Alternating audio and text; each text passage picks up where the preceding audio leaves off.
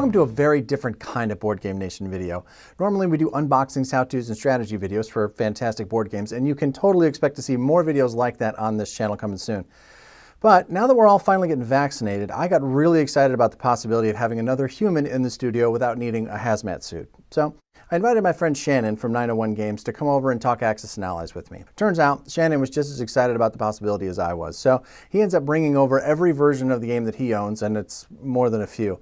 And as we're standing there looking at the giant pile of games, we decided to make a video of every version of Axis and Allies, whether he had a copy of the game on hand or not. So this video isn't one of our normal, sharply edited, tightly scripted masterpieces. This is more of a conversation between two guys that love Axis and Allies, finally out of quarantine, having a few beers and talking about the game that we love. We end up going through the entire history of this fantastic game, from the Nova Games version all the way up through Zombies. There's a ton of information in this video, but we also had some fun along the way. A little disclaimer, you're going to see a number of slides that have got loads of information about the different versions of the game.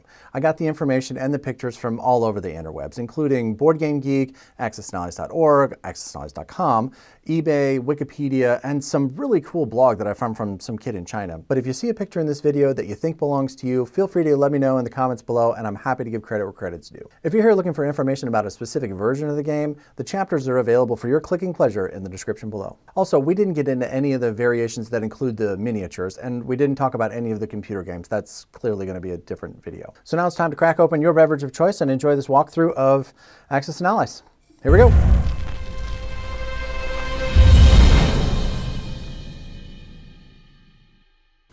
I'm wearing Axis and Allies. You said you were going to wear Axis and Allies, and I'm wearing Axis and Allies, and now you're not. So, but I get it. You're Board Game Nation. Okay. No. Let's go. Let's make it happen. Welcome. Let's do it. Thank you. I'm glad to be here. I'm glad that you're here. Have your beer. Where'd you get that beer? This is a Crosstown Siren, a blonde ale. It's a local brewery here in Midtown in the Crosstown area of Memphis. It's very cool. I see you've poured one before. That was a really nice pour you made right there. A lot of pressure on me, though. I know there was. Give it a close-up shot. Okay, so we have the Nova game, which you unfortunately don't have a copy of, but we have the art represented here. The Nova game is like that's my grail. I've been chasing it for a while. Bid on a couple of times on eBay. Just have not been able to get my hands on it to win a bid or anything like that.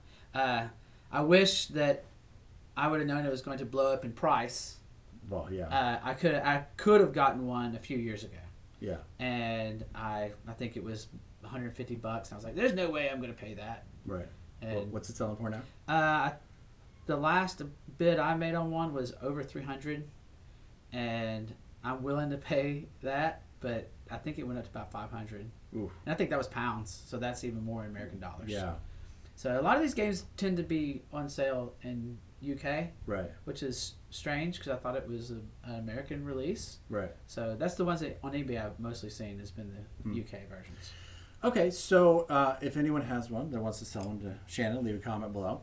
All right, so let's talk about the classic. This is the one most of us got started with. You have a copy to play with, and you have a copy that's sealed. Let's see the sealed one first. Okay, yeah, this is actually my inspiration for the game store.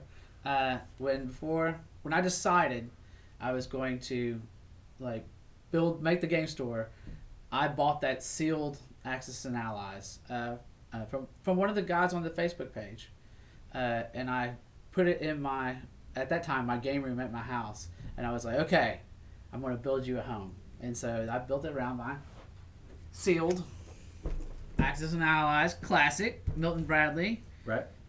So this one is got a little. Somebody tried to open it, but it's been sealed for the most part. Bastards. I remember the first time I played this game. Yeah. I begged my mother to buy it for me for Christmas. It was at Children's Palace, which was the Memphis rival to Toys R Us. Yeah. We didn't have Toys R Us at that point. We had Children's Palace. And I kept going and looking at it. She bought it for me. It took me about a year to read the instructions. Sure. I mean, I think I was 13 or 14, right, and finally got my neighbor to play it with me, explained the game to him, and then he went ahead and beat me. Sure. So I was pretty upset about that. But that's who I played with, this version. Yeah. With the most. Yeah, so. I think I saw this on eBay the other day for right at $500. Oh, really? If anybody wants to buy an Axis, Yeah, I think that's what it was going for. I've seen them for different prices, but I've also seen some savages have cannibalized this game and are selling off individual pieces for $15. Oh like, yeah, for this thing, for that thing. Yeah. So it's nice to see one that's still got the love and never. I mean, you got all the contents inside are like unpunched, and right. That's pretty cool. That's pretty cool. Yeah. All right, so now for the battle worn. Right, the battle worn. Yes. I cried a little bit when I saw this the first time. So I picked this one up in college. This was I do have my original game, but it's basically either been put in this version, right, or I mean it's in pieces. Right. It's not the box. It does not exist any longer. Okay. But this one I found in college. I found it at a store, antique store. I bought it for like $10. And it went everywhere with me from 1994 to now, right, to everywhere I moved. So you can see it's been well loved. And sure.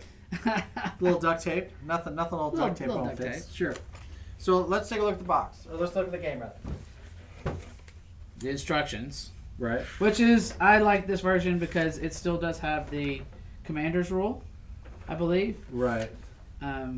Where you can join forces. You can gang up. Yeah. Right. Yeah, I do like that. Yeah. Gang up on like when you're Normandy invasion and stuff like that. Yeah. So dramatically sways the it balance does. of the game to it the does. Allies. So do you have the board? The board is in here. Okay. I'm sorry, I do have everything. Okay. We've got it stacked on top. I got it stacked on top, so okay. There's a production chart. Okay.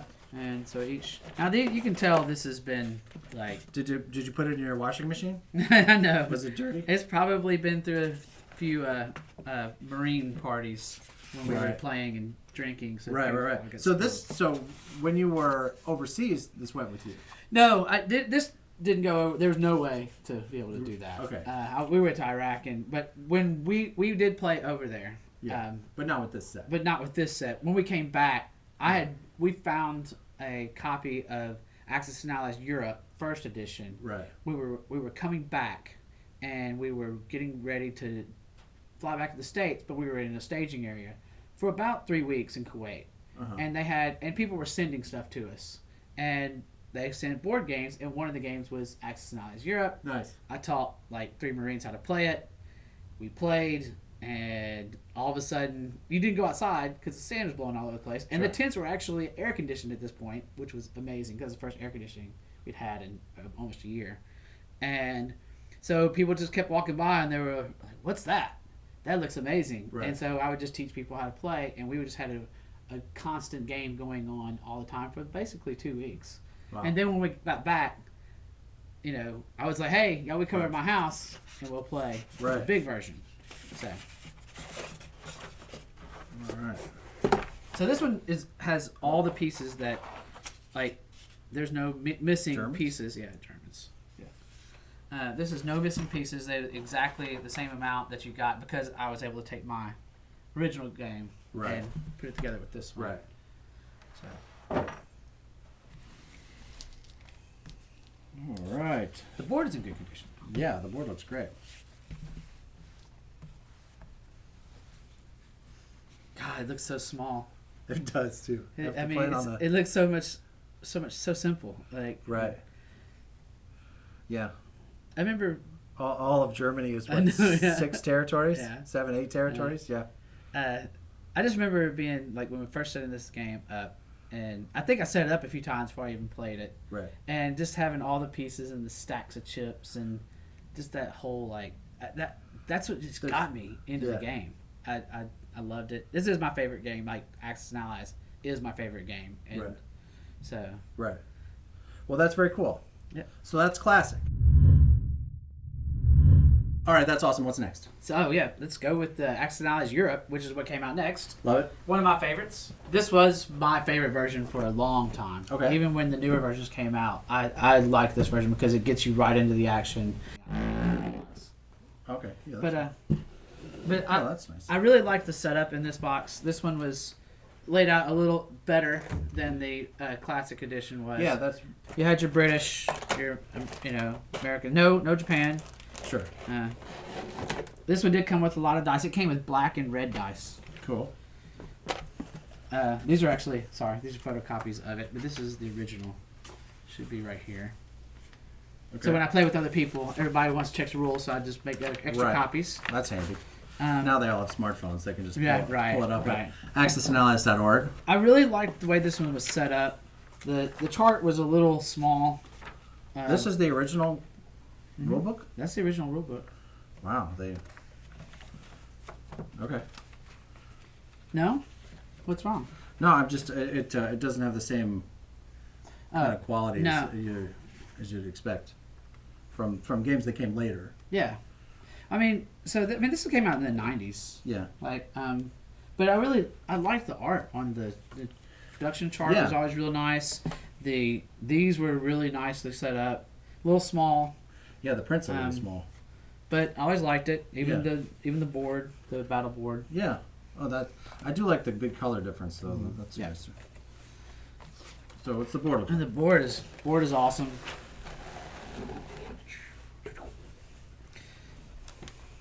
It's one-piece board, but folds different than the original. Okay. It's just really cool, and it introduced the concepts of like little bonuses that where, in the newer versions, if you do objectives and things like that, they had an oil bonus down here. If the allies take over this, I can't read it right now. I don't have my glasses on. Sure. But I can't remember exactly. But it was really cool. It started out like this game. There was no like long first turns. It was like you're in the action. You know what I mean? Germany has got hugely built up here, and it's just a big push. And it's a lot of fun. It was a lot faster to me. So the convoys started all the way back at this period. Okay. Yep. Okay. I thought this was a newer development. I've actually not played this version before, so. Yeah, this is a great version. Matter of fact, when I tell people that want to play Axis and Allies for the first time, I would tell them to play this one first instead of the classic, because it was so big, right? Right. And people usually got bored on that first turn because everybody's like, this has got to happen and this has got to happen.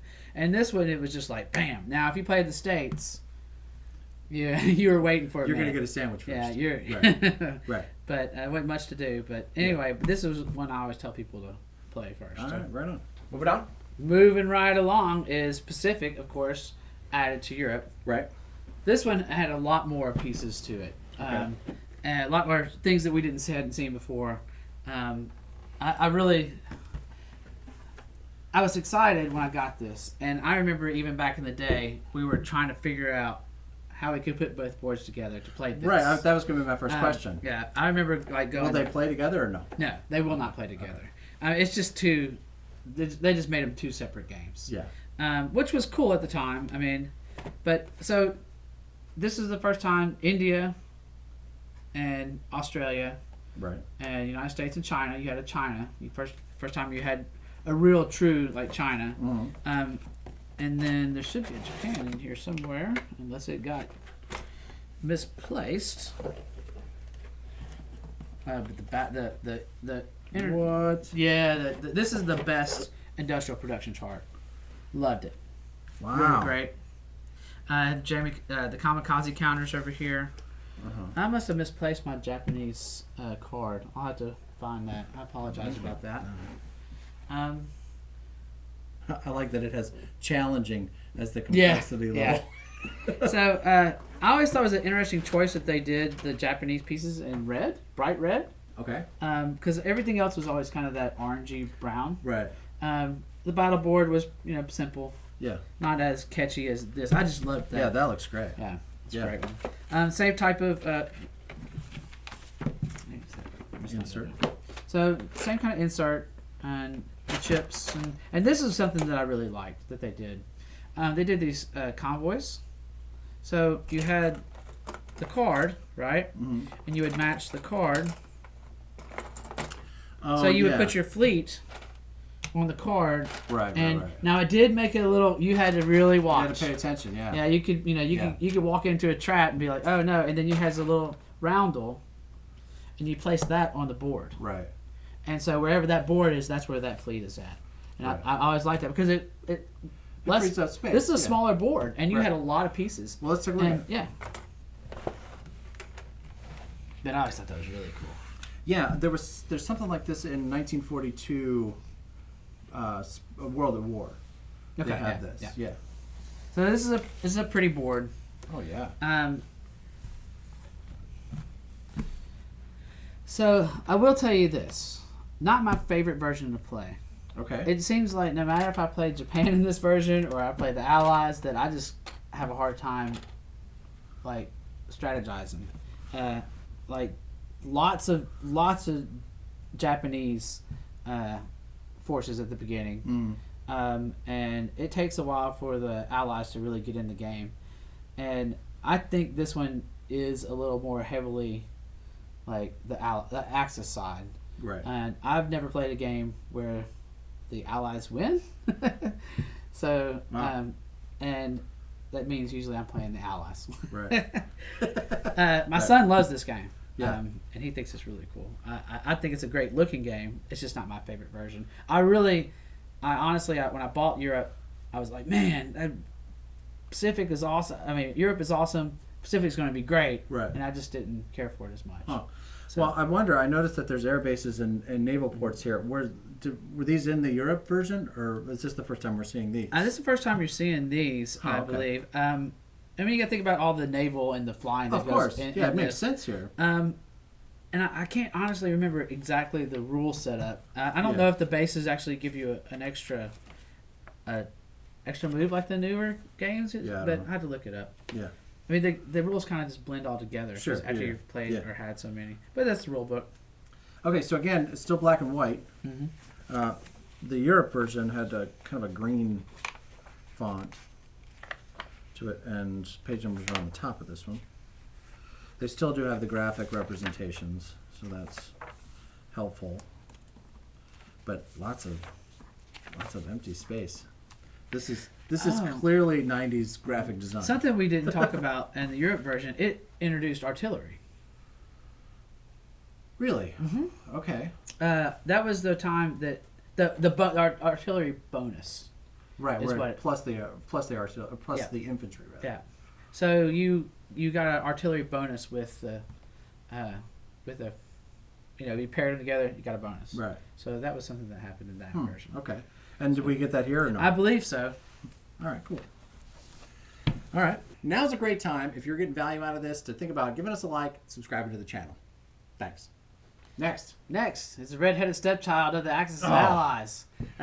Actually, kind of liked it because it was different. Okay. Axis and Allies D-Day. When they came out with this, I was like, man, you're really going to be in the action, like right Right. off. But it's a lot more structured as it started out, and there was a card-based turn play in this. Have you ever played this? No. Okay, so this is I will have to say that mine is a little sun-bleached, unfortunately. Yeah. But it's a fun little game. Yeah. A lot quicker than most of the Axis and Allies games. Okay. It was different, much different in setup. Each country gets one of these charts, and you set these charts up more so than you set up the board. The board, and each turn, you basically have a wave that you can bring in, right? The Germany gets pretty much set up with all the stuff that I just put mine in Ziploc bags to make it a lot easier. If you notice, there's no roundels. Right. Because territory doesn't change hands? It does. I may have left them on accident. Anyway, but so basically, Germany has just to hold territory, hold cities until a certain amount of turns is done, and once the turns are done, if Germany has all the cities, they win. It doesn't matter if they have one unit left on the board. They got like one infantry left in one city at the end of turn 7, I think. Yeah. It's over. Huh. But it's pretty tough as far as Germany holding on. You would think like, Right. but Germany does well early on. They also introduced the pillboxes. Okay. Except in the game they're not called pillboxes. They're called bunkers. Okay. Planes are a different mechanic. Wow. It's a pretty board, but basically all the allies start off in these areas where they're landing on the beaches. There is a couple of American troops that start out right here. You can see where their little troops line. The paratroopers. Planes don't really land, or they don't have movement costs. Basically, they can kind of go where they want to. They come from here, and you're basically like going to be like flying here and then coming back to here. Okay. At all times. So presumably this is some off-site airfield, aircraft carrier, right, or carrier, right? And you can only take out the planes if you have an anti-aircraft weapon in that area. It's a lot different. Yeah. It plays so much different. At first, I did not like it, but now I find it a little bit more challenging. You can play through the regular game, and once you've kind of mastered that, you can add other cards to the deck. And there's turn numbers on the cards. But the cards go on a certain order. You flip it over, you read the card, everybody does that. Some are Axis specific, some are Allies specific. So one turn that Germany and the Allies may move, but another turn it just might be Germany doing something. And then you go through that deck, and once you're at the end of that deck, that's the end of the round. And then you make sure that nobody has won, and then you turn the cards back over and you go through that again. Now, you do eliminate certain cards after each turns. So the deck does get smaller, so there's a little more faster gameplay. Sure. So, and once you're done with your... I know you're not asking about the whole gameplay, but once you're done with these, you get to the bottom of this reinforcement thing, you're done. That's the game. So you can't add any more. It has a built-in timer. Yeah, you can't build anything else. So you can go through this. Oh, okay. You can go through this faster. This isn't a round count. This is a total number of available. Yeah, I mean, once you're out, you're not bringing out. So if you're losing big time at the beginning, you're not building 40,000 planes. Yeah, no. Right. So fun. I've taught a few people to play it, new players, and they seem to like it. And it was a jumping on point for them for the other games. Sure. Well, very cool. Instruction book. Yeah. So this is the first time we see a color. So, but this became the graphic design for the revised game. This was the same style, just in a blue instead of this green color. So I would not be surprised if that were next. Yep. So. And you're right, Gary. Revised is next. Okay, next up is one of my favorites, which is Revised. I love this game. I never played it. Own it, never played it. It looks like it's been played. It does look like it's been played because I bought it used. There you go. go. I'm going to put my glasses on for this one so I can see. Spiffy. All right, thank you. But I bought this game because I love the board. Right. See, that's funny because this board got a bunch of crap when it came out because it's not in the same style. But I think you're right. I think it's a really good playable board. It's not the prettiest board. Oh, see, I think it's pretty. All right, this is my thing. See, I like these. Right. I tell you what I do, and this when I go to tournaments to play, I take these with me because what I'll do is I'll use these as turn counters. So what I do is I take a picture of everybody's purchase and I put this underneath it. So I put this under Japan's purchase and I take a picture of it, and that way I know later when I'm going back through all the pictures, Japan's turn 4 purchase was this, and this. Yeah. So I use these for that purpose, and they're just really pretty handy. That's not what they're for this game, but from a tournament play, that's how I use them.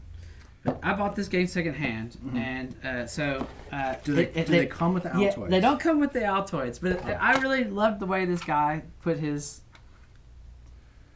anti-aircraft and his industrial complexes in this Altoid. Oh, this came in the game. It came in the game secondhand. So it did come with the Altoids. And it did come with the Altoid, but it came with this, and I really liked that. That's pretty cool. And I was like, you know what? I'm just going to keep it. That's perfect. I like it.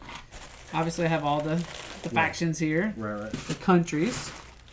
And I'll tell you one thing that I was like, man, they kind of went a little... These are movement markers. Right. Which I really like. Which is cool. Easier to do with dice. Yeah, easier to do with dice, but the first time, how many times? Yeah, it's the first time it's been introduced. Before, yeah. We always went, yeah. how many turns? But this one came from where? And you know what? Marines will cheat you. If you're playing a game with a whole bunch of Marines, they will cheat you. I will tell you what, that is a joke only a Marine can make. Because if I make that joke, I get beat up. You see what happens there? Yeah. Right. So there were some arguments in Kuwait. I can imagine. So Chips, obviously still with the IPCs in this version. In the paper, right. Which I'm a big fan of until I learned your chip method. Yes, I prefer poker chips. Yeah, which is, I think, the smartest thing and the easiest. Yeah. So let's do these boards first, if you don't mind. Sure. Still have some unpunched. Some of the punch things. Yeah.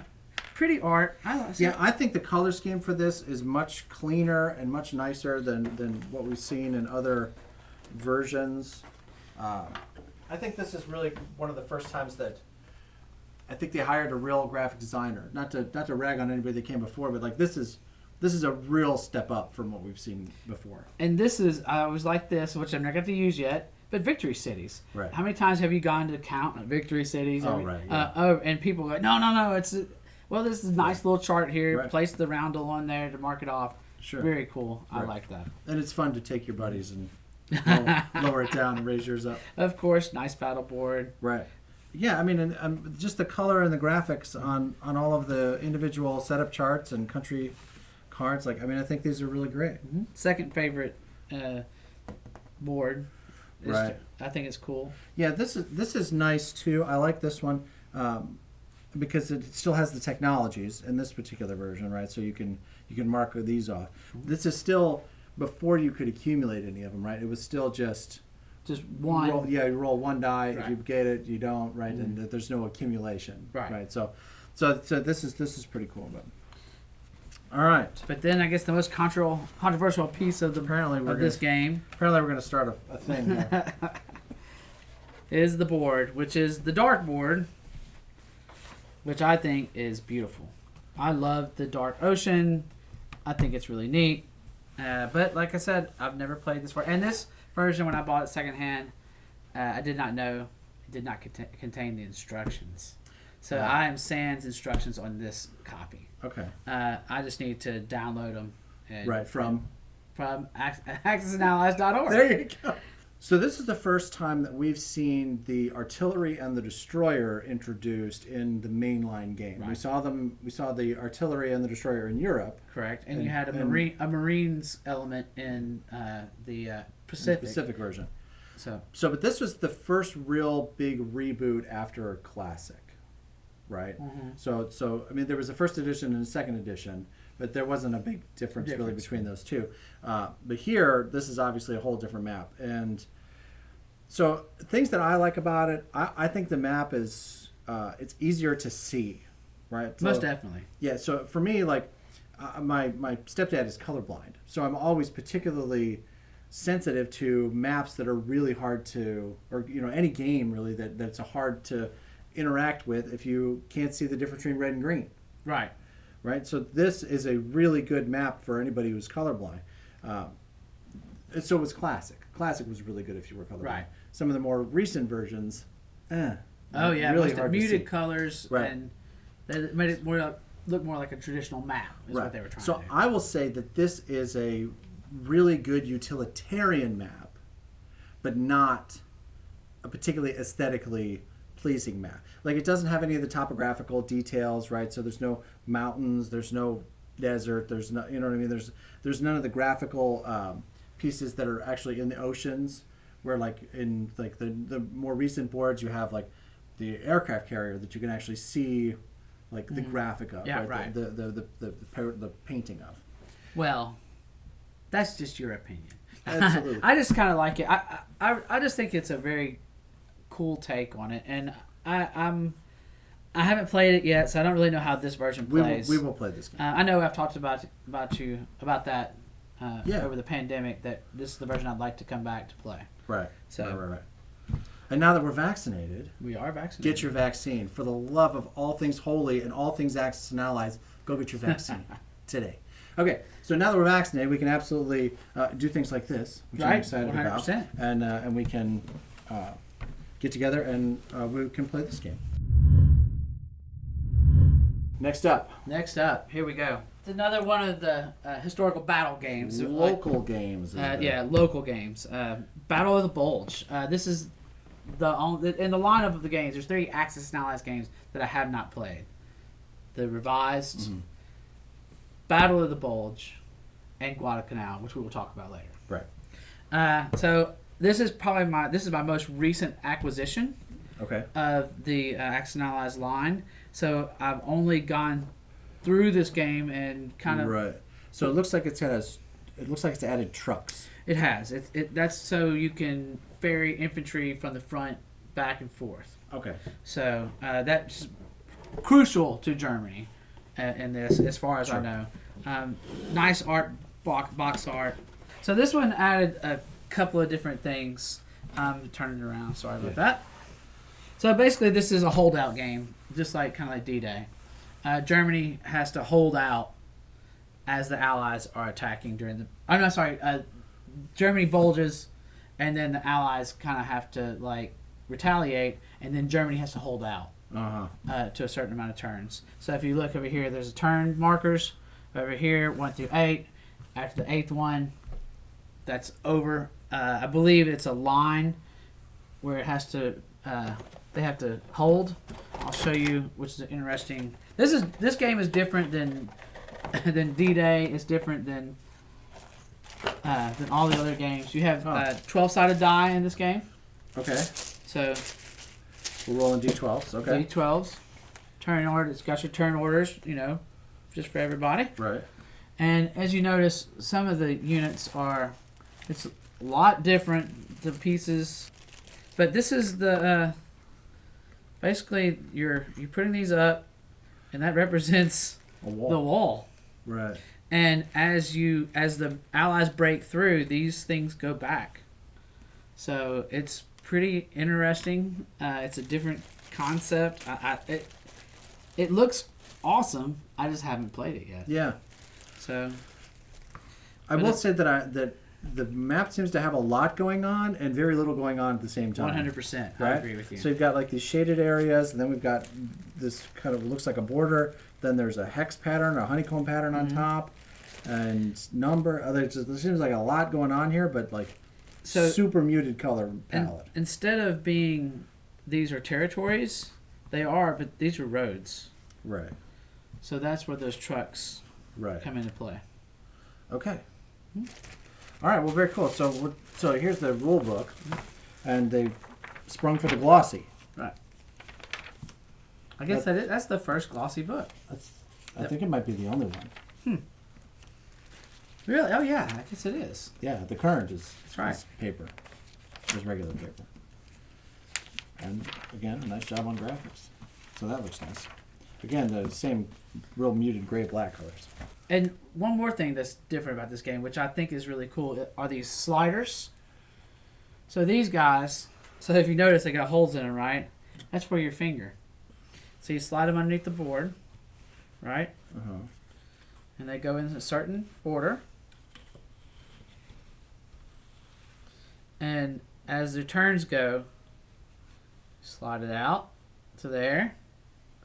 Slide it out to here. And it represents the number of units that are able to be put out and stuff. It's interesting. Once again, I haven't played it all the way through yet. So I just thought this is a really cool, different thing for Axis and Allies. Yeah. And I am a player, but I'm also a collector. So different things like this make it fun for me. Yeah, no, absolutely. And there's a whole other. Oh yeah. That's a whole thing. So yeah, that's a whole thing. Okay. So all right. Well, very cool. Yeah, I would love to figure out how to play this. This looks like it would be an interesting. Well, I'm down. We'll figure it out. Yep. All right, cool. Shannon is missing a piece to this game. He bought it secondhand. It's not his fault. He needs the slider for trucks. So if anybody's got the slider for trucks and is willing to help fill this young collector's dream. Or even just has the graphic for the trucks. Right. I can reproduce it. Right. So, and that's what I'm going to do. Comment below. All right, after Battle of the Bulge, Avalon Hill came out with Guadalcanal, which sadly we do not have a copy of because it's kind of a unicorn. Congratulations if you're cool enough to own one. If you have one that is for sale, please let us know in the comments below. But here's what we can tell you about the game. This is what the board looks like. And here's a story from Shannon. So Guadalcanal is another one of my, like, not as high as the Nova version, but it is a holy grail of a smaller stature. And like, apparently the gameplay is not that great. I've read about it. I've watched playthroughs on it. So I know about the game. But my story is, like, I'm in Dragon Con. And if you've ever been to Dragon Con, you know how big the vendor's room is and how crowded and how hard it is to get from one side of the vendor's room to the other side. And I'm walking, this is about 8 years ago, and I am walking through and I spy with my little eye a copy of Guadalcanal on top of a booth that was probably, I would say, probably 25 to 35 yards away in the vendor room. So I'm like, oh my gosh, I got to go get that. And I'm making my way to get there. And I'm almost on the road. And I see somebody reach up, pull it down. And then when I get over there, well, this is within the span of like 15 minutes of me trying to get over there. And I was like, do you have a copy of Axis and Allies Guadalcanal? And he was like, just sold it. And I'm like, ah. So just right out of my reach. And that was the only time I'd ever seen one. Wow. Like, I'd seen the actual box. So... yeah. great story. Cool story, bro. Yeah. So after Guadalcanal came, Well, bum, bum, bum. The one that I'm super jealous because I don't own a copy of this game. I own this because I own a game store. Right. I was able to order this, and I actually had about 5 in when I opened up. Wow. So you should have bought your copy then. I probably should have. At 901 Games here in Memphis, Tennessee. Plug. Anyway, so this is, I think, the most well done of all the games. I agree. Beautiful, well packaged. Right. I kept this in shrink wrap for over a year. Mm-hmm. And finally my son came home, who's in the Marines. He came home for Christmas, and I was like, let's break it open and let's see what it looks like. And I broke it open and went, oh my goodness, this is beautiful. Yeah. So, first of all, the box is nice and big. Right. Very cool graphics. I haven't even opened up the IPCs. Right. Kept them like that. This was a little thing they added in there to keep the top from. Beautiful rule book. Nice in color. I love it. I love it. We'll look at that in a minute. You want to move the beer? We can move the beer.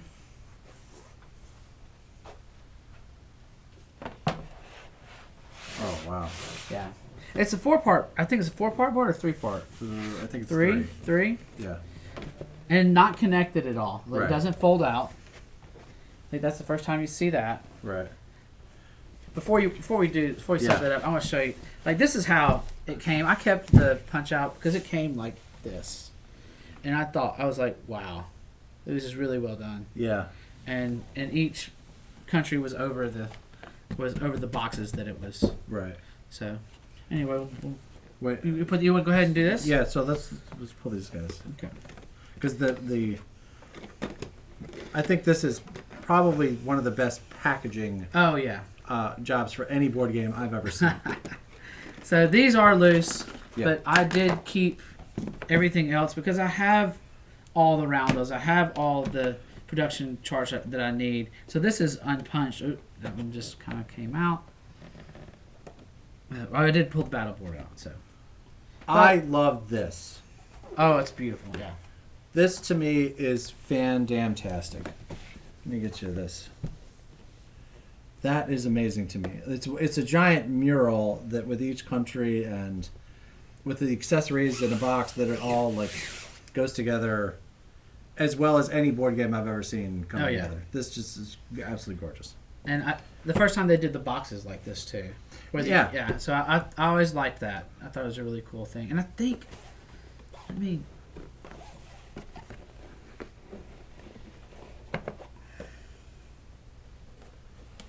yeah, there's sections. Okay. And that was something they didn't have in any of the, even the newer versions of it. That's just a box. So did this introduced no new units? So we don't have mechanized infantry in this game. No mechanized infantry. Right. So this is all the same units that we had from Revised moving forward. Great gameplay too. Yeah. Lots of fun. Yeah. Balanced. Very balanced. At least I think it is. There may be some contradicting opinions. As players are probably better than I am. So, but I really like this version. I think it's probably one of my top 3 on this. So one of the coolest things about the Anniversary Edition is that not only do you have the setup chart, you have 2 different games you can play in it. You have the 41 setup and you got the 42 setup. Right. So you can set it up about that. But this is the best part of it, and I think this should be standard in almost all Axis and Allies games going forward because it does help the players out. Well, particularly turn order. Oh yeah. Right, because in this version, there's the 1941, 1942. Mm-hmm. They have different turn orders. Right. So that's a really important thing to keep track of, particularly if you've been playing other versions of the game, and now you've introduced China or you've introduced Italy, right? So now you've got to account for them in the turn sequence, which you may make a move as the UK thinking that you're going to be fine, and then all of a sudden here comes Italy that you didn't expect to make a move, right? So. So I think that's really handy. I really like that. So yeah, that's very cool. All right, let's take a look at this monster board. So this is the first time we start seeing that topographical information that you seem to like a lot. I think it's pretty. I don't think it's as utilitarian. Right. I don't know that it. To me, it's a balance between gameplay and aesthetics. Right. I will say my big beef with this board is for the colorblind. Right. Mm-hmm. Like if you're red-green colorblind. Man, this is really hard. Right. You're completely relying on being able to see the actual country markers. Right. And as we all know, once you put 40 units on the board, it becomes really hard to 100%. see those things. So for newer players that are colorblind, this is particularly this intersection here, and to a lesser extent over here, this gets really, really challenging. Well, this looks more like the original classic had topographical information on the map, but this one looks more like a satellite picture type look to it, like it's a realistic. Right. Yeah. So, and of course, it's got the art down here with the leaders and the planes and stuff like that. But it's a 3-piece board, which is my only complaint about this game. Okay. Is that it's a 3-piece board? You think it should fold? Yeah, because people bump tables. You hit the edge of the board, it comes off. It's when it's all one solid piece, it's not as easy to move. So I did when we were playing it, had a little bit of issues with the boards being jarred. Right. So that was my only issue with the whole thing. Yeah, I have seen that solved with like brads. Sure. Like you really clip them together. I don't like it because it damages the board. Correct. And it causes it to raise up. But I have if that's a real issue for people, that's one way that I've seen that solved. Really like the gameplay in it. Yeah, absolutely. I love this game, and so I don't want to take anything away from it. The one thing that I think is really interesting is that the C-zone around Japan is one C-zone. One C-zone. Right, and that's a big change from some of the other versions. So I got my son with that. He didn't pick up on that, so I sneak attack. So That's right. All right, awesome. Well, so this is a really fantastic map and an equally great rule book. So they did a really nice job laying this out. I guess they had 50 years to work on it. Right. Much easier to read. And, It's laid out better. It makes more sense to somebody who maybe not have played before. Though, if this is your first foray into Axis and Allies, this is probably not the one you want to start with. If you're a heavy strategy board game player, so you played Flames of War, or you've played some of the other heavy war games, even like Car Wars or BattleTech, you could probably get into this. But this would not. I wouldn't think this would be your entry level game. Maybe you either have really patient friends or a really patient wife, and you might be able to. Right. You might be playing this one by yourself for a while until you find somebody that's into that type of game. Exactly. Okay, so there's a version of the game that we don't have here. I think a lot of people miss this version. It's the 1942 The World at War is spring 19. I think it's spring 1942, the World at War. Yeah. And it's basically 1942 first edition. We're all playing second edition now and have been for the last, I don't know, 8 or 9 years. So we end up with 2 different versions of this game, but nobody really played the first one because they replaced it almost immediately. But after 1942, the World at War came and went. We got a monster of an expansion of this game. Yes. I guess not really expansion, but like it's a whole nother level of this game. And it came in 2 pieces. So we got Europe and we have Pacific. Right. So now this is not the same as the one that we looked at before. This is, in Europe, is still a full standalone game, and Pacific is still a full standalone game, but now they've been designed specifically to play together, which is very, very cool. All right, so this is going to be a little confusing for our viewers. This is the Pacific 1940 box, first edition of this. This is the first edition box. My Pacific board was damaged, water damaged. There was an incident with a cat. We don't talk about it anymore. So actually, the truth is my 1940 first edition Europe box, the top, the first time I opened it up, put it on the floor, and then I'm looking through the pieces, and the cat I had the time I looked, and he did in the top of the box. So I had to chunk the top of the Europe box. So that's why I have the top of the Pacific box. Wait, and you still have the cat? No, I don't. We got rid of the cat, too. The Yeah. cat had to go, too. I was very upset. Just after, just opened it up for the first time. This is the Europe rule book. I have the Pacific rule book. And so we're getting more into the, You can see they look almost identical. Yeah. And basically they are identical. They just have different examples. Mm-hmm. So this, has the kamikaze attacks in it. Which would be unique to Pacific. Yeah, and so, but what was great about this game and what thrilled me was at this point I had a group of friends from the Marines, and I had some other people playing. I remember being thrilled the first time I had friends too.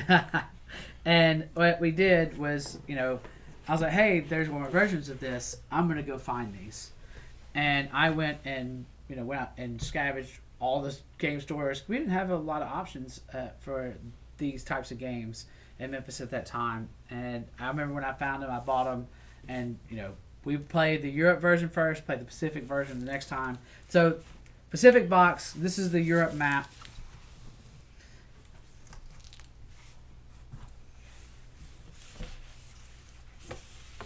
I got it backwards. This is the Europe map, which is this is huge. Yeah. And this by itself is bigger than the classic map.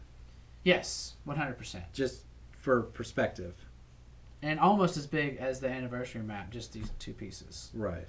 So when you play, and think about this is another problem with this version was finding the space to play it. Because yes, this may fit on a table, but you have no room for your stuff. Right. Right. So I came up with some inventive ways to make it easier for me to play. And now people are customizing building tables. Right. There's a whole thing about it, and there's on accessdallas.org. There's a whole modification table setup forum that you can go through and check out all their examples. I just opened a game store, so I can play it there. That's the easiest thing to do, really. I mean, it's either that or carpentry. I was right. I'm not doing carpentry, but I mean, just look at the how many different divisions of the territories you have. What a great, awesome game. And you gotta, even for this, you're playing this side, you're playing 8 hours, easy. Yeah. Unless you really know what you're doing and everybody right concedes at the right time. Right. Exactly. You add the other map to it, and you are, which would make it twice this size. Right. So in tournaments, if you go to play this at a tournament, if you go play in S'more Swamp at Gen Con, which I highly recommend, if you go to play this game, the tournament rule is 10 hours is when this game ends. And that's experienced players playing at speed.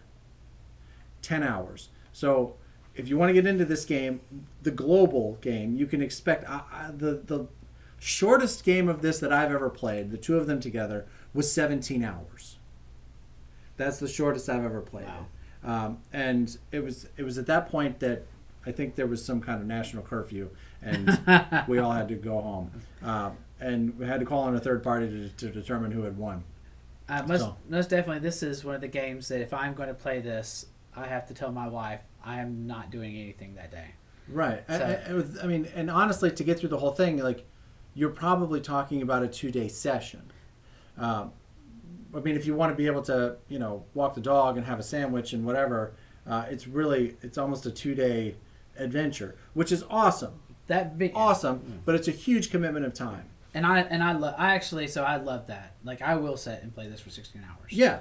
And don't get me wrong, I loved it. Right. The last time I played this was actually right before the pandemic started. There was a Nashville meetup with the guys out there, and it was a tremendous event. There was probably 30 people in the room, and this is like just as no one was shaking hands anymore, so it was all a little awkward. But we had a great time, and we were there for the whole weekend, and it was a really great event. And that's when I played the game for 16 hours. I think we started at 9 a.m. and we were there until almost 1, and we had to finally call in Jake to tell us who won. So, good job. I like Jake. Hi, Jake. Hope you're watching. Jake, if you're new to Axis and Allies, this is not where to start. This is not a good starting place. So this is something that you work up to. I will say that if you pick this game up for the first time,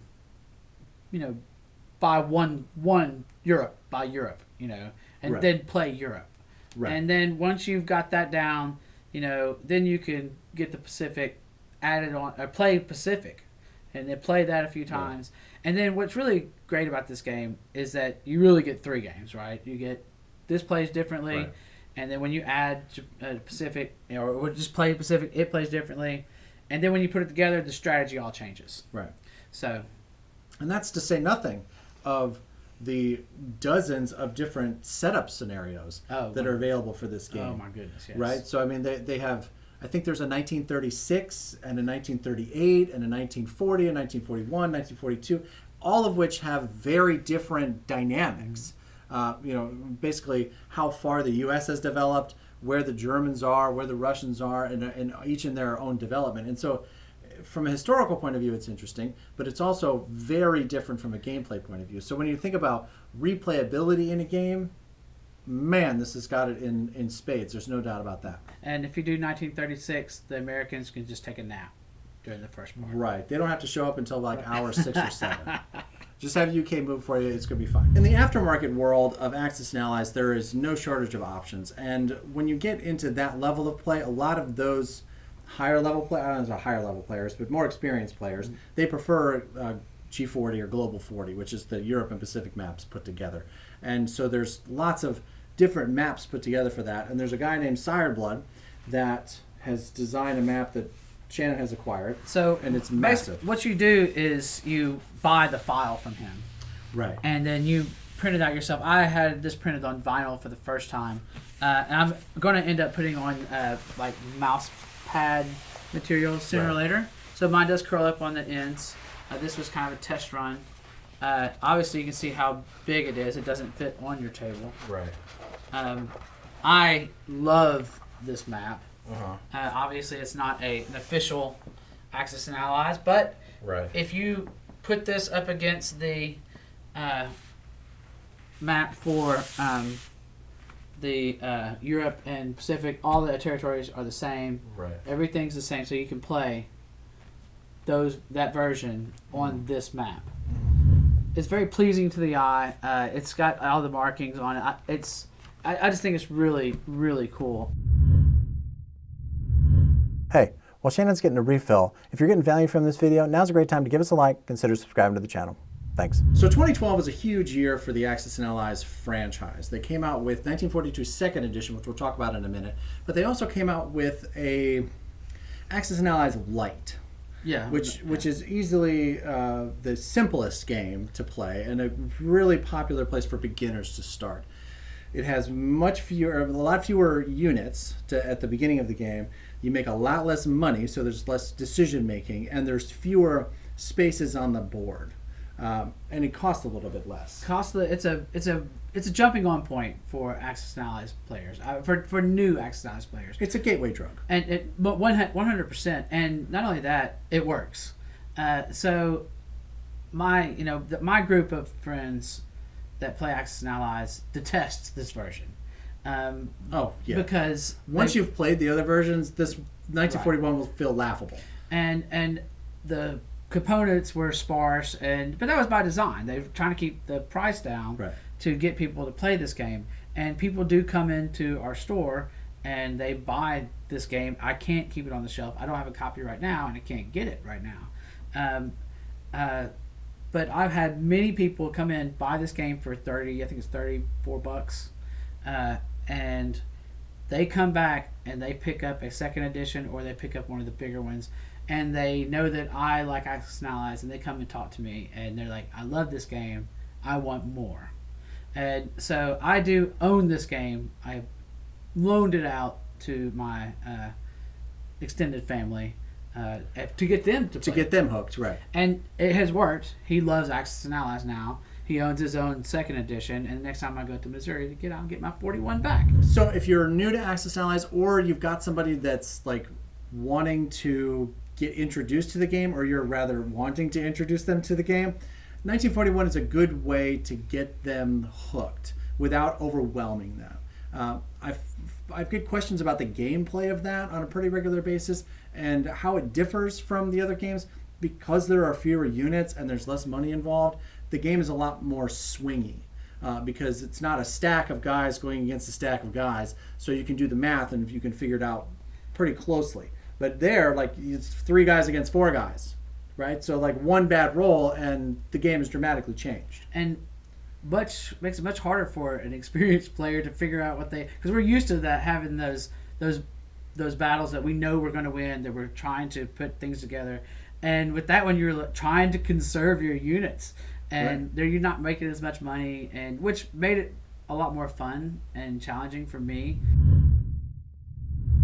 As I said, 2012 was a huge year for the franchise. They also came out with 1942 Second Edition. And this is actually my version that I used to make the giant How to Play, which is linked here above. And then also for the other videos that we've made, this is the game that we used. And I think this is the new, standard. This is the mainline game. This retails for what? I think it's around 50 to 60, I believe. I think that's what I saw. What I saw it for. So it came with, I think it's 410 individual pieces, which is I think a pretty healthy number for a game this size. This would not be enough for global, but it certainly is enough for this game. I've never been playing this game and thought, oh man, I need more tanks, or you know what I mean. Right. I've never had that problem with this game. Though I have heard other people complain about that, but those are usually the people that are like pulling out their units to paint them, and then they never bring them back to the game, and then complain that they don't have enough pieces. I'm like, bro, they're sitting on your workbench. Go do that. Anyway, so you can see that it comes with the one-sided cards. Remember, we were talking about the anniversary edition before. These are just the one-sided cards, but they do have the setup charts. But once you've set up the game, these just go back in the box. There's nothing really else to do with these. So I think Shannon, I think you're right. I think this is a bit of a miss, because having that information on the back really does make a big difference, particularly for lesser experienced players. Nice rule book.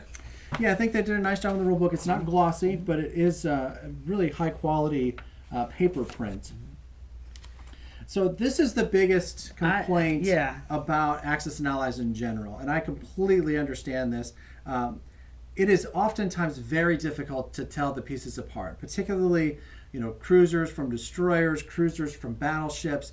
Sometimes people confuse transports. The only one that's really clear are aircraft carriers and subs. Right? Those are the ones that you can immediately look at and tell. So what they've done in this version, and I think they did it in earlier versions, where they have the silhouettes of the pieces that they've made. I found this completely useless. I did. Yeah. I think they had a really good intention here. I think they had a good idea, but I think close-up still photographs are absolutely the way to go. If you want to see that, we did a full unboxing of this game, linked above, that takes detailed pictures of each of the individual units that you'll be able to... honestly, after you watch that, you should be able to look at the board and see what's what. I think we did a pretty good job with it. So this is a good idea, but it didn't work very well. But otherwise, they went into full color in the rule books. Now all the different graphics are in full color. Before they were kind of that monochromatic look. So I think this helps. It is still a 31-page rule book, which certainly puts it in the category of a heavy game. There's no doubt about that. And I will say it's not a particularly well-written rule book. If you sit down, if you've never talked to anybody that's played this game and you've bought this game and you sat down and read the rule book, and you would likely not be able to play this game and have any fun with it, because you'd constantly be referring back to trying to figure out whether or not your transport can pick up this thing and take it there. That section in particular is pretty badly written. And if I'm not mistaken, wasn't there a misprint in this game that they had to... Oh my God, yes. There was a misprint where the Great Britain's IPC count was not correct. And so, yeah, there's three major errors in this rule book and in the setup cards. If you total all of the starting positions for the Germans, their IPC total should be 41, and it's printed as 40 on the setup cards. The same thing for the UK. It's supposed to be 31, and it's 30 on the cards. But that's not the worst typo in this game. The rulebook says that there are 12 victory cities. Oh, yeah, that's right. The rulebook leaves Honolulu off of the list of victory cities. So you could have a tie. Right. So it actually says that 12 is a total victory.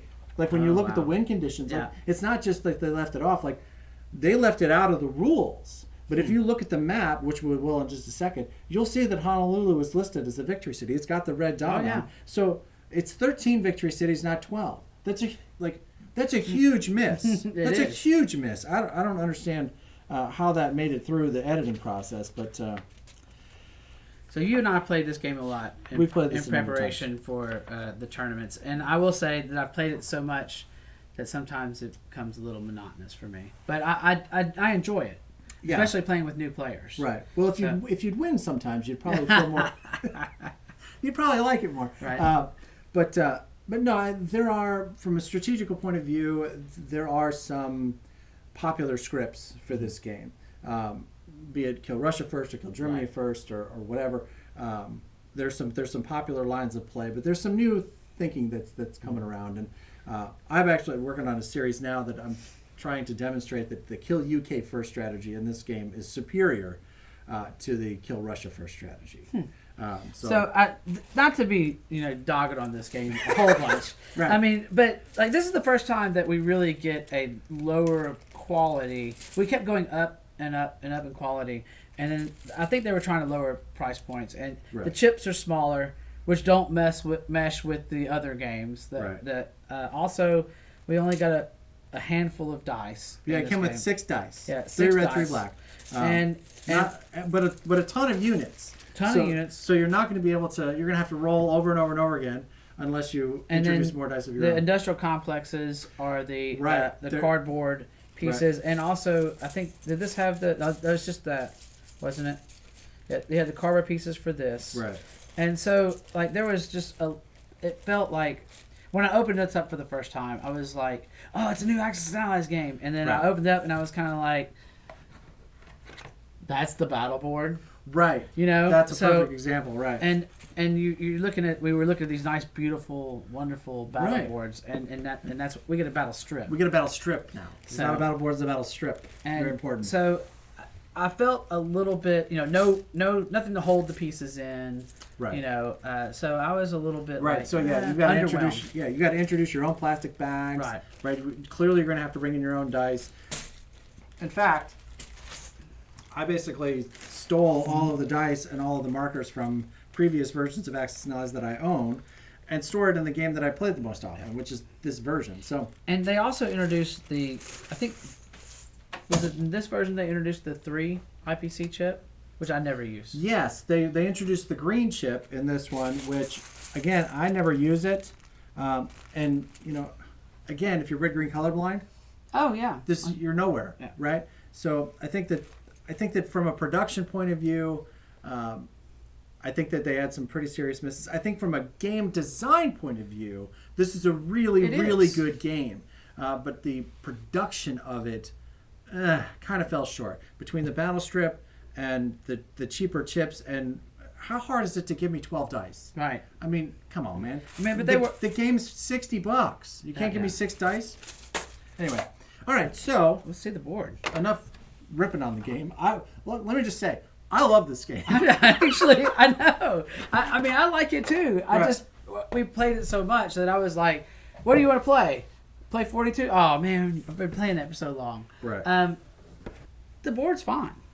Yeah, I think it's nice. Again, I've got the beef with it being red green Right. next to each other. It's not nearly as complex, of course, as the Anniversary Edition or the Europe map, of course. But I think it's a nice balance. Like to go back to the tournament example, as we said, the Global is a 10-hour game. Mm-hmm. The Anniversary, I believe, is a 6-hour game. And this is at 5 hours. Mm-hmm. So you can typically get through a game of this, assuming everybody is comfortable with the rules and the game moves pretty smoothly.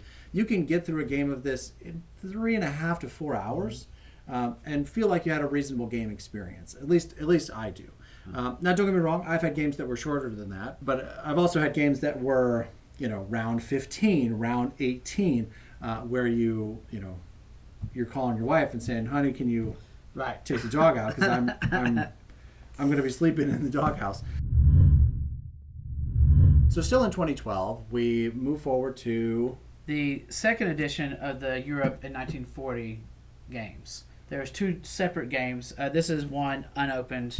On the Pacific version, also unopened. There's no reason for me to open them up because I use the Siredblood Map. But with this game, what you get is basically the same map that you got in the Europe 1940 and the Pacific 1940. As a matter of fact, I don't think there's any difference. There might be. What they did add is, and what we did talk about in the 1942 edition, is that they added an anti-aircraft gun that was owned by the country that you could take as a casualty in battle. Right. And that was an introduction to something that hadn't happened in Axis Knowledge before. Usually that anti-aircraft gun would switch. It could change hands. Yeah, change hands. It could not be destroyed. Right. And now, in this version, and like the 1942 version, that is added to it. And they also made some different setup changes to kind of more balance the game. Cause I think that was one of the big complaints about the Global, was it wasn't as balanced as it should be, because it was such a big game. You would want it to be balanced. Right. You don't want to spend basically $200 to put together a game that it plays the same way every time because of a flaw in the game. Right. So, but this is I play it on the Siredblood map, and I just take the rules. Right. And now for something completely different. Everything that we've talked about so far has either been World War II global or theater specific or local. Now it is World War I. 1914. So, unfortunately, my box is a little damaged here. But this game is very, very hot. Very hard to get your hands on this game. Seemed like there wasn't a lot. It didn't have a lot of success when it came out. But as a matter of fact, when this came out, I saw it at a local game store, and I did not pick it up automatically. This is what we got. We're an amazing graphic on that. Now, this is a photocopied battle board because I put it on both sides of the table when we play. Right. So, nice tip for you kids at home. But, the rule book, nice and pretty on the front, Yeah, that's great. So, it's a repeat of the art from the box. Yeah. Yeah. So it's different in the way it's set up. We just have the European theater, barely any U.S. in it. Right. But this has a different gameplay. It's not quite like the local games. Now that's color. Yeah, I really like this map. Yeah, me too. They did a slanted version of the. So this is a much more square map versus the normal rectangular map. And the national production chart is about useless. I don't care for it. You have to do 10s and 1s. So you're going to have to put 2 markers on it, right? So you have to put, like, if you get 17, you put your marker here, which covers that whole area, and then you have to put one on a 7. That's an odd choice. Yes, and it's very small. It just doesn't work. That's your mobilization zone, very small. But otherwise, the map's really cool. Yeah, no, I think it looks great. Let's bring it over. No, I think it looks really good. I like the color saturation is much clearer. And the color markers really, or the country markers really pop. Yeah, that's one of the things I really like about it is that you have the different country markers and they really kind of bring out some spots on the board. Battle board is weird. I think it's okay, but the problem is they use these pictures, which kind of takes away from the focus of what you're doing. I think silhouettes work better. And there's a lot of upgrades. So, like when in the regular games you pair artillery with an infantry, they get a bonus. Well, in this game, if you have attacking tanks with, tanks with artillery support, they go from 2 to a 3. Attacking with artillery support, 2 to 3. Planes give you air superiority. They work differently than in the other games. They can land in the territory they just captured. Right. Yeah, that's something that you cannot do in any other version. Yeah, that's a big deal. And the other interesting aspect of this game is the entrenchment part, where you go into a territory, you fight, and you do one round of fighting, and then you're done. Right. It's not a fight to the death. Right. So and there's no retreat. And not only that, there's no the next turn the person can retreat. Right. But what's interesting is that the defender loses the IPC value of that territory when it's in a contest, in dispute, and so it's very frustrating. Yeah. Because you're like, man, I can beat this guy, but you can also, if we could just keep going, like in a normal round, but you have to kind of plan ahead, and it's the counterattack in this game that's really important. So it's a long play. I think you played this once, right? Twice. I love the boxes. Right. I like the fact that we have colors of these that are different than we've ever seen. Right. Okay. And on the resale market right now, this thing is very, very expensive. It's just all pieces. Right. Yeah. And that's World War I in the box. All right. I like it. The rules are not... You want to talk about badly written rules. Holy buckets. Okay. Now, let's talk about the latest. And maybe not so greatest of the Axis and Allies games. I said that D-Day was kind of the redheaded stepchild. Yeah. This is 100% not even in the family. I will tell you this, that Axis and Allies and Zombies, as you can see I'm wearing the shirt, but I got this at a tournament. You got that for free. Got it for free. And I'm not the biggest Axis and Allies Zombies fan, right. But I like the fact that they were trying to do something different to get other people to play the game. Sure. And not only that, zombies were very, very, very big. Yeah, Walking Dead was all over. I mean, and so they were trying to get people to come in and play. And I use this as a jumping point to jump on for new players. Because you can play Axis and Allies with this version. Right. You don't have to add the zombie element. Right. Or you can play zombies on the 1942 second edition board. 100% you could. If that's something you want to do because you hate yourself. The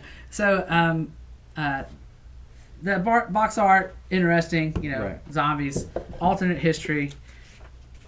You can talk about the rule book there. Yeah, I mean it's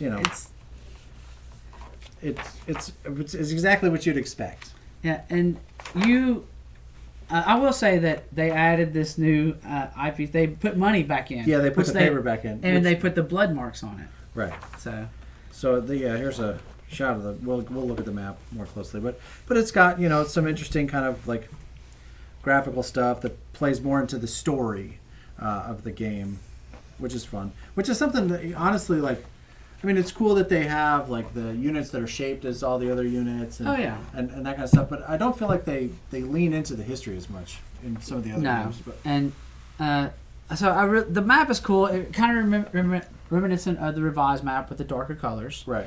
If you notice, there's blood splotches on it. Right. So it's, in the zombie theme there, industrial charts, smaller and on the board.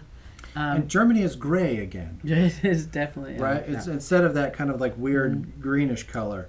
So I think that visually, this board is much more attractive, I think. I think this is a very, very cool board. I don't care for the gameplay, but honestly, this is one of my favorite maps. I like that the industrial complexes start on the board. Why not do that in the first place? Because that's where they're going to start, right? If you want to have that extra piece in case you're going to build one someplace, but why not go ahead and build that on there? And I don't think building industrial complexes is an option in the zombie game. Yeah. So you get the zombie guys, which is different. Right. You got to remember when you kill an infantry unit, it becomes a zombie. Right. And you get a different dice. Then you get. Right. You do get the regular dice, but you also have zombie dice. Right. Which I didn't hit any. Which of course that's the zombie bites. Right. Yeah. And then you have attack and defense dice. Because the zombies roll for themselves. That's correct. They don't roll for them. You roll for them, but you know what I mean. And then so if you look. And then there's a card element introduced, which is really, other than D-Day, was the first time we've seen this. And so this was like desperate times. I can't remember. You pull a card each turn, and so this one is add a zombie to Volota, and so it's like it just makes it more difficult. And like this slog that comes in naturally with the game of like Russia building up infantry and Germany attacking becomes a whole mess. It's a whole other thing. Yeah, because you got to fight that battle twice. Right. So, and like I said, and there's also cards that for different. This is for 1942, and then this is for the base version. Mm-hmm. So there's two different gameplays, basically regular and advanced.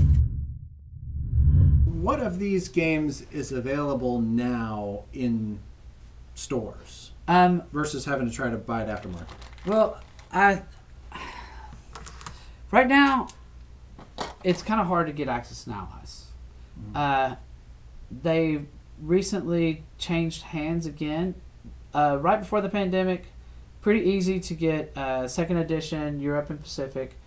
Easy to get 42, easy to get 41, easy to get zombies. Those are the ones that are in production, as far as I know. Now that Hasbro has taken back over, the supplies seem to be dwindling out. Which is problematic for me because I push Axis and Allies, and I've had people come in, hey, do you have this version? Do you have that version? And then I go look at the distributors, and I see zeros in their stock. So I don't know if that's a transition process for Hasbro, or they're ramping up to do new editions, or I just haven't heard anything about it recently. So, well, if you've heard anything about it, make sure that you mention it in the comment below, because this is not the first time that I've heard this, that people are having trouble getting it. And it's one of the reasons why the prices are going up in the secondary market, because people are being driven to the eBays of the world. I will say, if you are going to play Axis and Allies and you want to play some of these other versions, I would probably go out and find them now. Because I don't... You think the stock's going to go up? My feeling is that they are going to make some changes to the line, and we won't have those second edition Pacific, second edition Europe games. We'll have something different. That's just my feeling. I think 42 might stay the same because that's a lower price point. I think they like that entry level game. And I think 41 may get eliminated. It may stay. I don't know.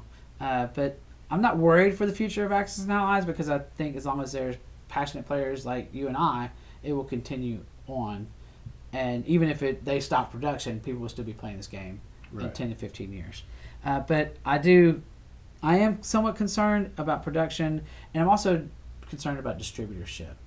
I go through a distributor.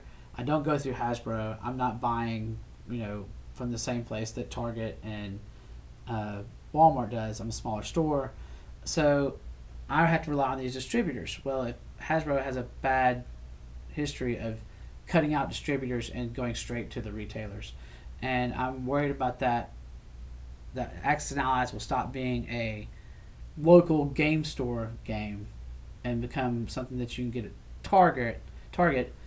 But if you talk to your normal Target employee, they're not going to be able to give you the experience that you could get at a LGS, talking about a heavier strategy game like this. I do worry for the future of Axis and Allies if it's only available in Target or Walmart or on Amazon or whatever, because this is a game that needs a community, because it's not 100%. the easiest game to get into, right? So you need to be able to find people to play with, and you're not going to do that standing around at Target, right? You're going to do that at your local board game store, which is one of the reasons why we're so passionate about trying to support local board game stores when we can. We don't link to Amazon in our description for our videos.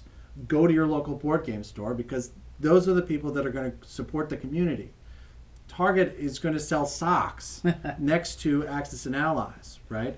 And that's great for them. And I'm not ragging on Target in particular, but they've got enough money, right? And they're not looking to promote the hobby. They're looking to move product.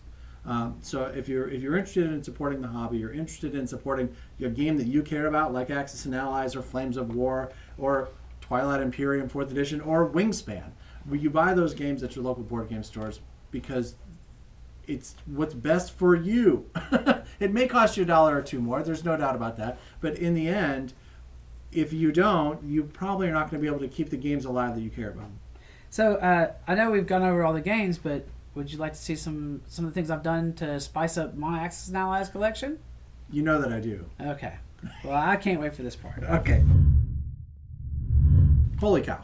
All right. So what I have found is with new players, experienced players, is that organization helps everybody so much. So if you are planning to host a large-scale Axis and Allies game, plan ahead.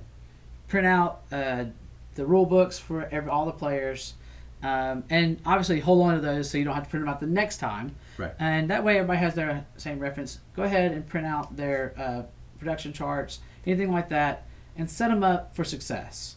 I also like to set the game up before anybody comes over, so we don't spend an hour setting up the game. Sure. I know some people like to set it up because they feel like they want to see what they have.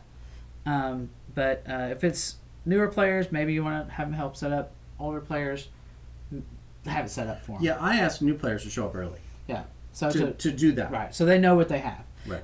So I went ahead and I have bought custom dice, which I really like. The flags of the nations are the hits. Mm-hmm. I have that for each nation that I have has their own dice.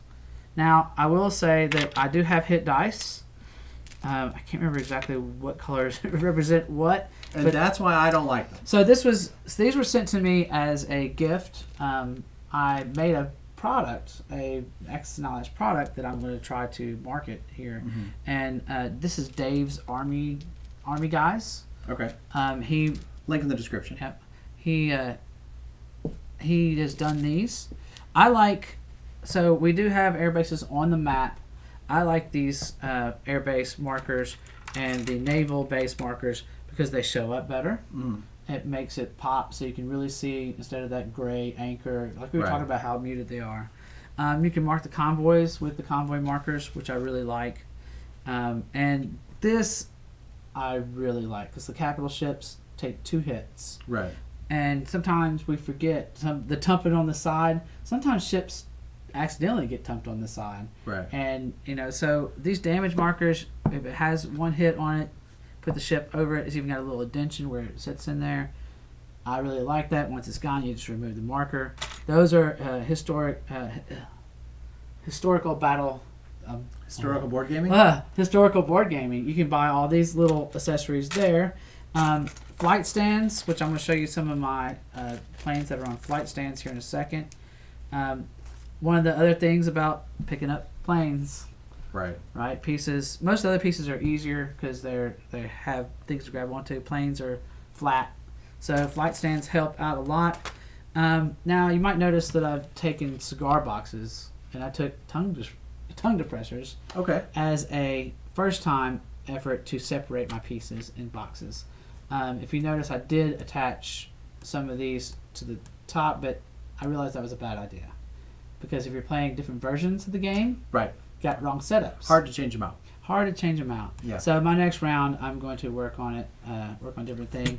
I did create dice boxes from some cigar boxes, and what I did is I made one for the allies. This is blue, and I put the turn order in roundels on the front. Now this is something that's different, and this is for the global first edition for 1940. Right.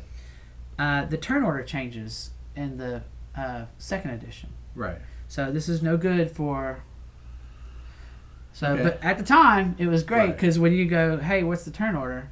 Right. And you just look on the front of the dice box. Right. So this is for the allies because it's red. Right. So what I do is I have them set out on the board for new players, right? Right. And you're right because it can be different based on the version that you're playing. So I set them out at the beginning of the game, usually like in the South Atlantic. So I liked this because they didn't get knocked around. I just glued them on there. Now, of course, the second edition is out. Nobody plays the original. Right. But this has been around. I made these 5-6 years ago. Yeah. So and then like if you want to take it even farther, if you're crazy like me, you can paint your pieces. I actually have got almost all my Japanese pieces painted. I don't know if you can see that on there. It's very tedious, very time consuming, but all my infantry are painted, and I like to paint the planes historically accurate as if they were the units over there. I've done it for I have all of Germany painted. I've got other things painted, but this is probably my favorite part is when you have the flight stands on the planes. So much easier to handle, and the bombers actually look like they have escorts, which makes it really cool. Yeah. So you can customize. You can go as far in it as you want to, or you can just get some of these other things that help your gameplay very easily. Yeah. I mean, easier. One of the things that I did, and one of the things that really annoyed me a lot in Axis and Allies, is the production chart. You bump the table, you bump the production chart, roundels go everywhere, and everybody goes, where was I at? And then you got to spend 10 minutes counting this huge board up, so what you have. So what I did is I took some local resources that I had, and I was like, man, I'm going to make a metal board and make the roundels magnetic. So when it hits, it's not going to come off. So I reproduced this from the game, and I used it in a couple of games and showed some people online, and people like really responded really well. And I had a couple of small Axis and Allies places, not historical board game, but different places that was interested in carrying this. So I'm working on creating different art so I don't have any copyright infringements. Right. And also making the roundels a little more polished and professional, and trying to get this in the hands of Axis and Allies players, because I think this is a really great asset. Because I don't know if I've ever been in a game and a production chart not get hit. Right. So. Well, awesome. Well, Shannon, this was great. This was an incredible journey through the entire history of the Axis and Allies franchise, and we appreciate you sharing your geekdom with us. Thank you for having me. This was awesome. I don't get to talk about Axis and Allies this much ever. It's just good to see humans again. That's what I'm excited 100%. about. A big thank you to Shannon Merritt from 901 Games here in Memphis, Tennessee for bringing the beer and all those great games. For more information about 901 Games, you can find them at 901games.com. And if you're in the Memphis area looking for a game, you can find us in the Facebook group for 901st Squadron. If you enjoyed this video, now's the time to give us a like, consider subscribing to the channel, just like all these cool kids right here. If you'd like to see all of our Axis and Allies videos, here's your link. For the interview with Larry Harris, the game's creator, here you go. If you'd like to see our latest bit of mayhem, here's your link. And if you're ready to join us at Board Game Nation, click here to subscribe.